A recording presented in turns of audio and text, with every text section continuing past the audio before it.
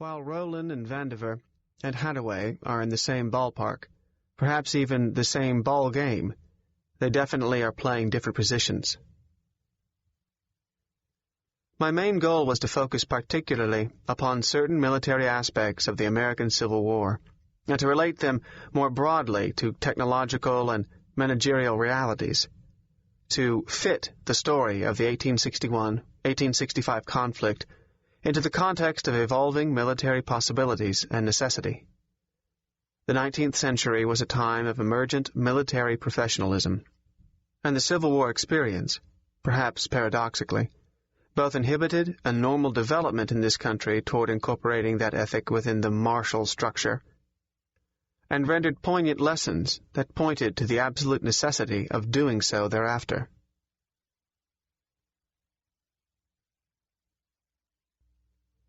Prologue. The dawn of military professionalism and an era of great technological change. The American Civil War still, after more than a century and a quarter, elicits enormous interest from a myriad of enthusiasts, ranging from scholars to casually interested students, to hobbyists and buffs, and to those who enjoy dressing in authentic costumes and using period equipment to reenact. Many of the battlefields are lovingly preserved and maintained, and they attract millions of visitors year after year. The war was fought with tremendous determination and sacrifice by a great and hugely fascinating cast of characters. The mass of the participants was literate. This was the first big war in human history in which that was so, and therefore there is an enormous body of written records of all types. Despite the North's many obvious advantages, it was not entirely impossible that the South might prevail, for the weaker side does sometimes win in war. It is useful to remember, too, that the nature of the Civil War was much molded and affected by its historical context, and further, that some of what followed thereafter in military history was affected by what had happened in the Civil War. During the 19th century, throughout the Western world, first in Europe and subsequently in America, enormous changes occurred, and these changes had a profound impact on how warfare would be conducted. Most notable, there evolved increased division of labor. Populations also increased, continuing a trend that had commenced during the preceding century. Cities grew. Industrialism came more and more to predominate. Finally, the invention or refinement of many new machines and devices wrought a technological revolution. 3 technological developments in particular had an inestimable impact on transportation and communication, and therefore also on warfare. These were the steamship, the railroad, and the electric telegraph. In 1807, the American inventor Robert Fulton produced the first commercially feasible steamboat. Subsequently, he designed 17 other steamboats, a torpedo boat, and a ferry. He also built a steam frigate, which was launched in 1815. Later, the screw propeller, the work of a Swedish engineer, John Ericsson, provided more efficient propulsion for steamboats, and also rendered war vessels less vulnerable to being disabled by damage to the large, exposed paddle wheel. Still more protection came when iron armor was added to wooden ships. The French pioneered this innovation, commencing construction in 1857 of the Gloire, the first of a class of vessels, wooden steam-powered warships, with hulls covered by a belt of iron that was 5 inches thick. The British quickly followed suit, and the age of armor-clad boats had dawned. Other inventors soon applied steam power to land transportation. In 1814, the Englishman George Stephenson developed a railway locomotive, the Rocket. Within a single generation after the Battle of Waterloo, an elaborate matrix of rail lines laced both Western Europe and the eastern United States. On May 24, 1844, the American inventor Samuel F. B. Morse sent the first telegraphic message. What Hath God Wrought? Between Washington and Baltimore. Just 16 years later, the nation possessed transcontinental telegraph connection.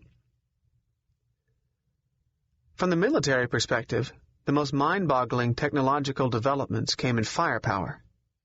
The variety, range, and accuracy of weapons vastly increased. The causes for these changes were the introduction of the percussion cap and the invention of a bullet that made rifle-bored shoulder weapons practicable for use by all soldiers. Early rifles were regarded as sporting or hunting firearms and not well suited to military use, except for specialty applications such as long-range sniping. The enormous and time-consuming problem of muzzle-loading a rifle with a sufficiently tight-fitting bullet was resolved during the 1840s by two French army officers, Captains Henri Gustave Delvin and Claude Etienne Minet, developed the hollow-base, cylindro-conoidally shaped lead mini bullet, often misnomered the mini ball. The rifle would still be loaded from the muzzle, but the projectile could be slightly smaller than the rifle bore, hence easily rammed down the barrel. Upon firing, the bullet would expand, and the lead would grip tightly against the spiraled rifling grooves. Thus, a spin would be placed on the elongated bullet, and it would leave the muzzle at a higher velocity and follow a truer trajectory, traveling from 3 to 4 times farther than when fired from a smooth-bored musket. Warfare, like everything else in society, became more complex. Quite suddenly it had become possible to convey armies rapidly to battlefields, to have them arrive less fatigued and better able to commence operations immediately, and to communicate with them easily, efficiently, and quickly. Very large forces, now with more lethal weaponry, could be maintained and kept concentrated for long periods of time, because they could be supplied rather than have to rely on foraging. The need for management of a higher order forced its way into the military equation. In response, a new form of revitalized military professionalism emerged. This professionalism evolved slowly, sometimes haltingly. It took new directions usually only after painful lessons were learned by experience. The emergence of revitalized military professionalism. 3 factors further contributed to the development of military professionalism. These were the growth of the nation-state, the rise of democratic ideals and parties, and the existence of a single recognized source of legitimate authority over the nation-state's military forces. Putting emphasis on and rewarding good performances within the officer corps, in the countries where it came, and to be sure this occurred in various countries at vastly different moments in time, made it possible for individual merit, rather than social or political position, to be the primary prerequisite for commissioning and for promotion. Modern military professionalism defined. Modern military professionalism came into being when military officers became professional men, distinguished from warriors of previous ages.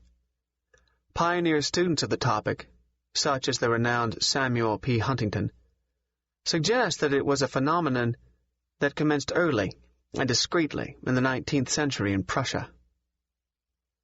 More recent scholarship, especially that of Russell F. Weigley, sheds light on an emerging military professionalism throughout the modern period of history. Similarly, students of American military professionalism previously focused almost exclusively on its full-blown manifestation late in the 19th and early in the 20th century, while the historians Roy P. Roberts and William R. Skelton have illustrated a gradual development with deep historical roots. The distinguishing characteristics of a profession are its knowledge, ability, responsibility, and corporateness. Professional knowledge, being intellectual in nature, can be preserved in writing. To possess it requires some knowledge of its history.